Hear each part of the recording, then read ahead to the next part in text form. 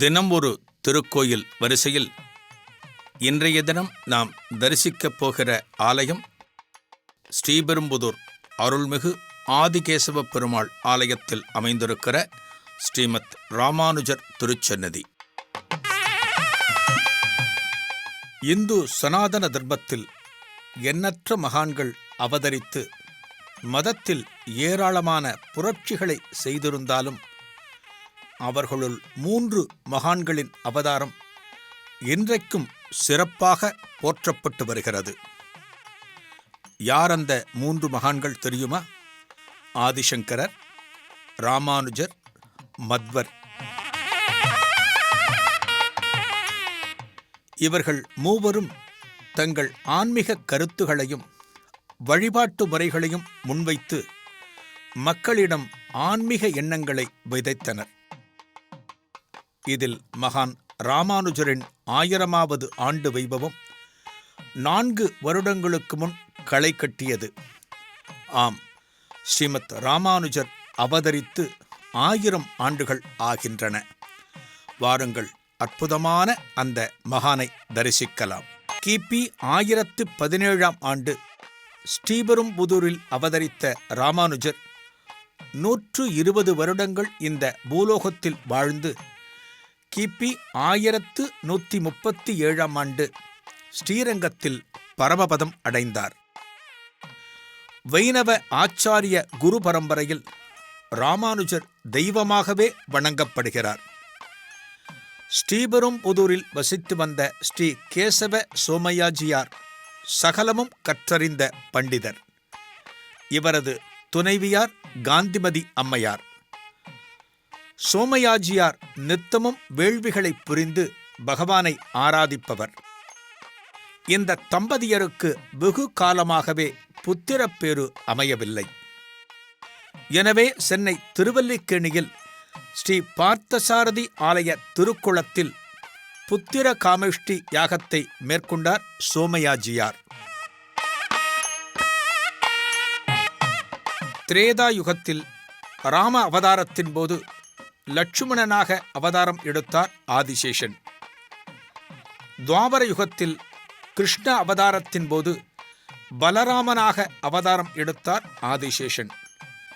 கலியுகத்தில் ராமானுஜராக அவதாரம் எடுத்தார் அதே ஆதிசேஷன்.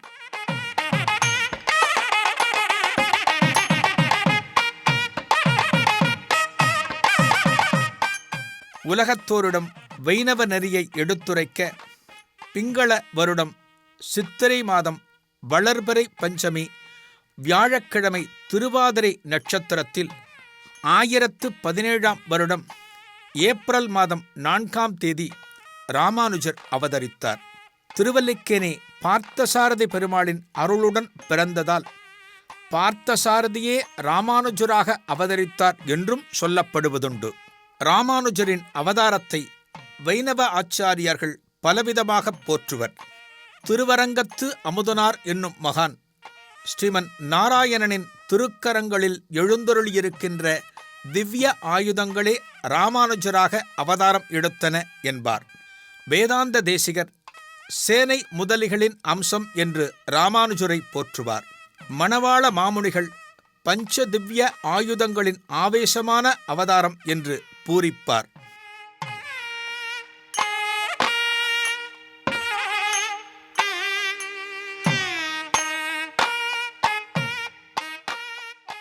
இளையாழ்வார் என்கிற நாமம் தகப்பனாரால் சூட்டப்பட்டது. ராமானுஜர் என்கிற திருநாமம் பெரிய திருமலை நம்பியால் சூட்டப்பட்டது. தவிர யதிராஜர், உடையவர், லட்சுமணமுனி, எம்பெருமானார், சடகோபன் பொன்னடி, பாஷ்யக்காரர், இப்படி எண்ணற்ற திருநாமங்கள் ராமானுஜருக்கு உண்டு.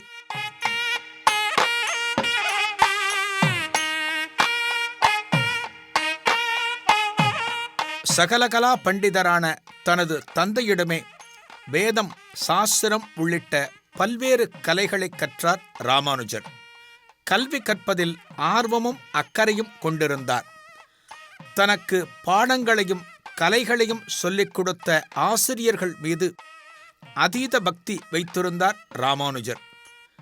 கற்றறிந்த பண்டிதர்களையும் மகான்களையும் எங்கே பார்த்தாலும் அவர்களை வணங்கி ஆசி பெறுவதை பெரும் தவமாக கொண்டிருந்தார். ஜாதி மதம் என்கிற பாகுபாடு இல்லாமல் வளர்ந்தார். இறைவனுக்கு முன்னால் எல்லோரும் சமம் என்பதை பெருமளவு வலியுறுத்தி தன் வாழ்க்கையில் அவற்றை நடைமுறைப்படுத்தவும் செய்தார்.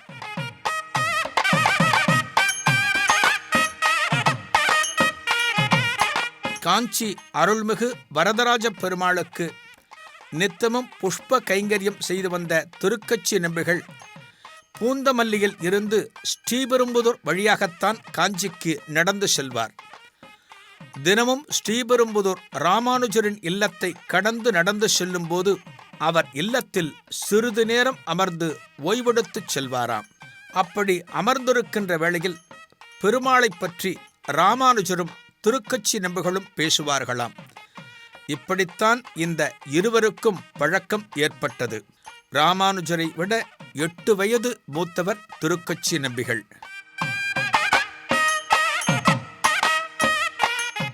வேளாளர் குலத்தைச் சேர்ந்த திருக்கச்சி நம்பிகள் மீது மிகுந்த மரியாதையும் அன்பும் பக்தியும் கொண்டிருந்தார் ராமானுஜர். ஜாதி பாகுபாடு இல்லாமல் ராமானுஜர் வாழ்ந்தார் என்பதற்கு இதுபோல் ஏராளமான உதாரணங்களைச் சொல்லலாம்.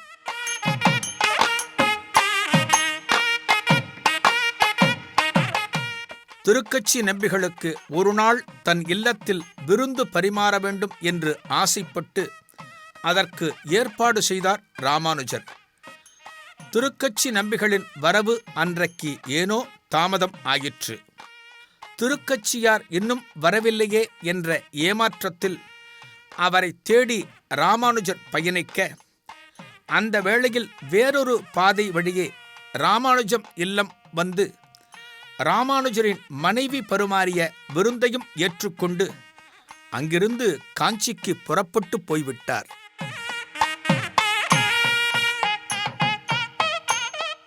தாமதமாக இல்லம் திரும்பிய ராமானுஜர் திருக்கச்சியார் உணவு உண்டுவிட்டுச் சென்றதை அறிந்து பெரிதும் வருத்தப்பட்டாராம்.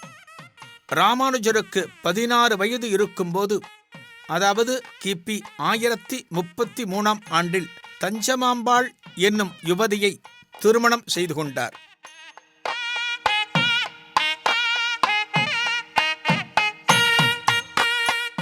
தந்தையார் சோமயாஜியாரின் மரணத்துக்கு பின் ராமானுஜரின் குடும்பம் காஞ்சிபுரத்திற்கு இடம்பெயர்ந்தது.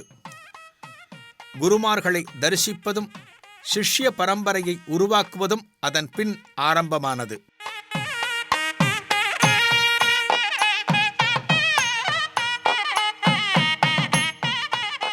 இன்றைக்கு வைணவ ஆலயங்களில் உற்சவங்கள் நடக்கும்போது 4000 திவ்ய பிரபந்தங்கள் உணர்ச்சி பூர்வமாக பாடப்படும்.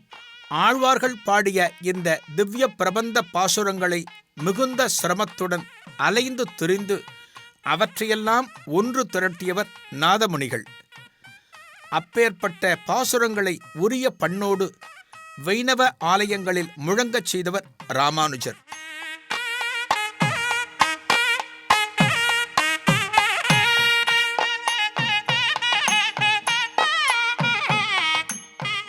ஆளவந்தாருக்கு தான் செய்து கொடுத்த உறுதிமொழியின் அடிப்படையில் இவற்றை பெருமாள் அருளோடு நிறைவேற்றினார் ராமானுஜர். இன்றைக்கு பிரபந்தங்கள் வைணவ ஆலயங்களில் ராகத்தோடு பாடப்படுகிறது என்றால் இதற்கு காரணகர்த்தாவாக இருக்கின்ற நாதமுனிகளுக்கும் ராமானுஜருக்கும் பக்தர்களாகிய நாம் பெரிதும் கடன்பட்டிருக்கிறோம்.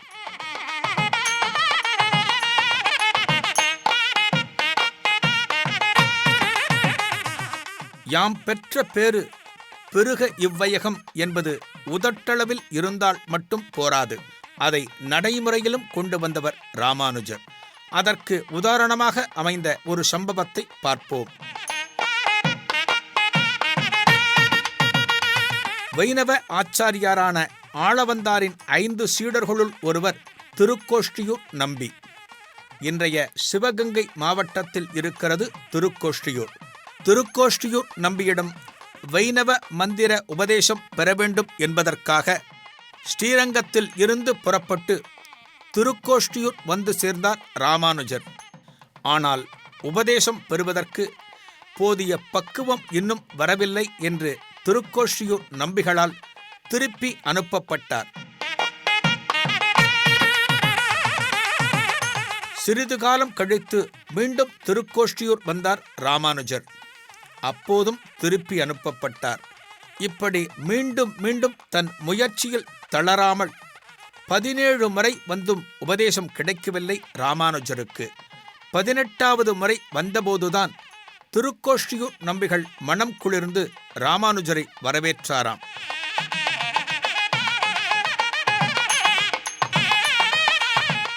அதன் பின் ஓம் நமோ நாராயணாய எனும் மந்திரத்தை உபதேசித்து அதன் பொருளையும் ராமானுஜருக்குச் சொன்னார் திருக்கோஷ்டியூர் நம்பிகள்.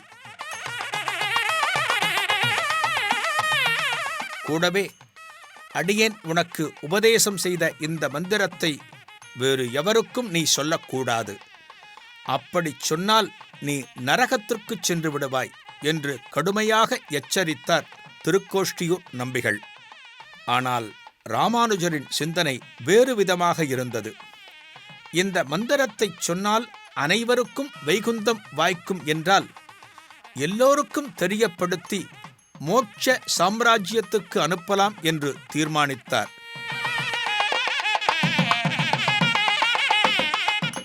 இந்த மந்திரத்தை எந்த இடத்தில் இருந்து சொன்னால் அனைவரின் காதுகளிலும் இது விழும் என்று யோசித்தவருக்கு திருக்கோஷ்டியூர் ஆலய ராஜகோபுரம் கண்களில் பட்டது.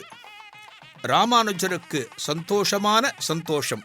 திருக்கோஷ்டியூரில் அருள்மிகு சௌமிய நாராயண பெருமாள் ஆலயம் அமைந்துள்ளது.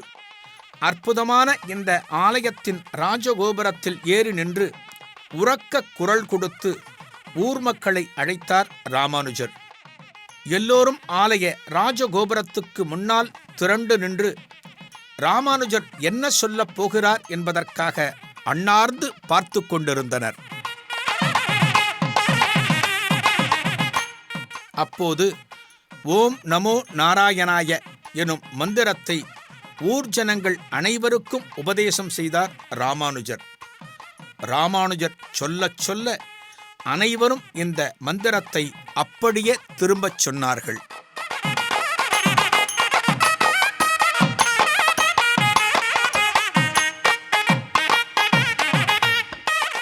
இந்த விஷயத்தை கேள்விப்பட்ட திருக்கோஷ்டியூர் நம்பிகள் கோபமடைந்தார். சிறிது நேரத்தில் தன்னை சந்திக்க வந்த ராமானுஜரிடம் எவருக்கும் சொல்லக்கூடாது என்று உபதேசம் செய்த மந்திரத்தை ஊரையே கூட்டி வைத்துச் செல்வது பெரும் துரோகம் என்பது உனக்கு தெரியாதா? குருவின் வாக்கை மீறிவிட்ட காரணத்துக்காக நீ நரகத்தில் உழலப் போகிறாய் என்றார் திருக்கோஷ்டியூர் நம்பி. அதற்கு ராமானுஜர், மன்னிக்க வேண்டும், எல்லோரும் வைகுந்தம் சென்று நான் ஒருவன் மட்டுமே நரகத்துக்கு போனால் அதுவும் என் பாக்கியமே. அடியேன் உபதேசம் செய்த மந்திரத்தை உச்சரித்து ஆயிரக்கணக்கானவர்கள் வைகுந்தம் போனால் அதைவிட எனக்கு பேரானந்தம் எதுவும் இருக்காது என்றார் இயல்பாக.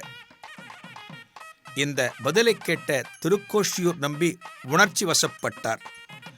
மகிழ்ச்சி பெருக்கினால் ராமானுஜரை அப்படியே ஆலிங்கனம் செய்து கொண்டு, நீ என்னை விட பெரியவர், எம்பெருமானார் என்று அழைத்தார்.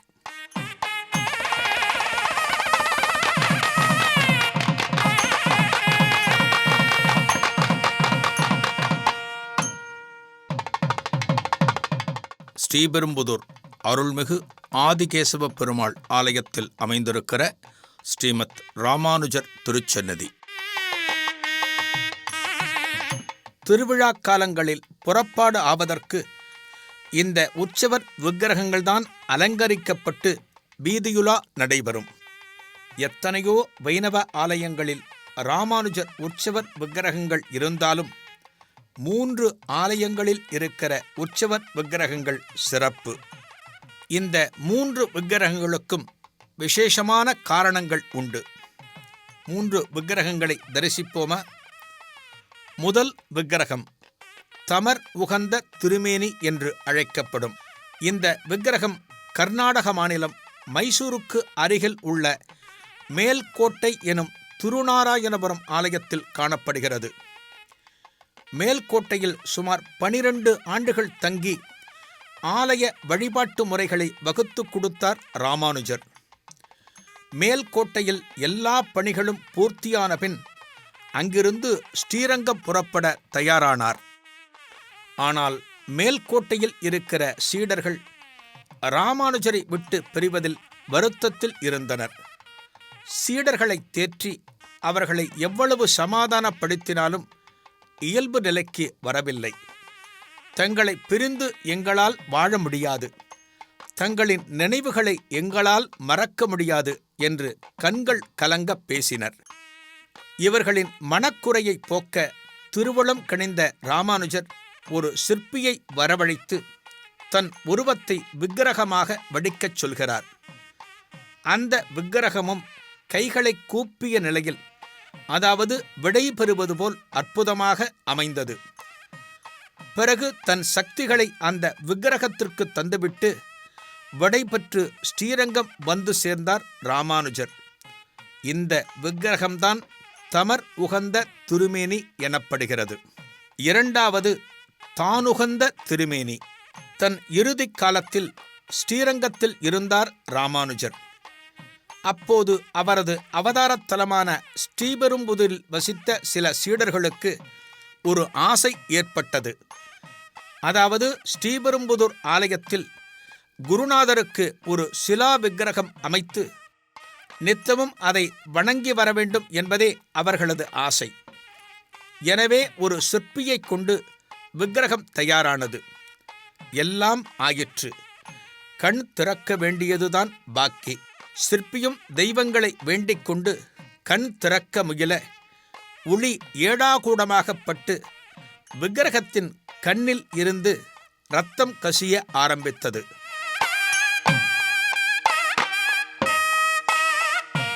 அப்போது ஸ்ரீரங்கத்தில் தன் சீடர்களுக்கு பாடம் எடுத்துக் கொண்டிருந்த ராமானுஜர் ஞான திருஷ்டியில் இதை உணர்ந்து பாடத்தை அப்படியே நிறுத்திவிட்டு தியானத்தில் ஆழ்ந்தார்.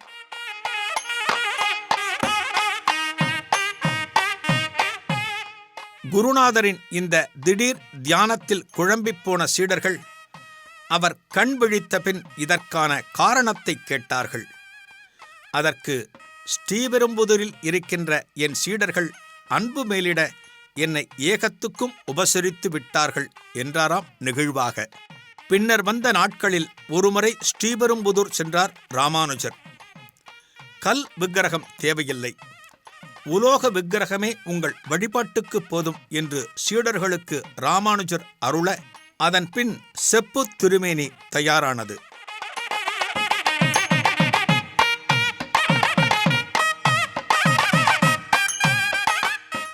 பக்தி சிரத்தையுடன் தயாரான அந்த விக்கிரகத்தை ஆறத் தழுவிக்கொண்டு தன் சக்தியை அதற்குள் செலுத்தினாராம்.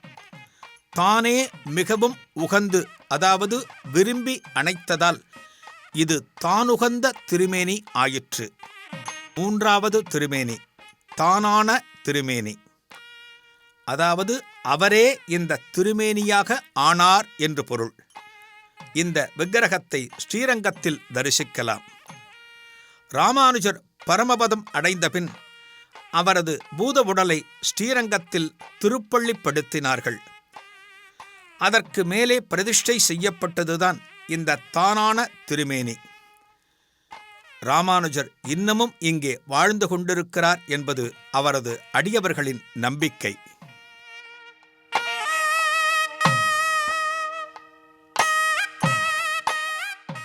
முழுக்க முழுக்க ராமானுஜரின் பக்தி தரத்தாலும் மாலவன் மீது கொண்ட மாறா அன்பினாலும் உருவானதுதான் இன்றைக்கு பல்லாயிரக்கணக்கான பக்தர்கள் வந்து தரிசனம் செய்யும் மேல்கோட்டை திருநாராயண பெருமாள் ஆலயம்.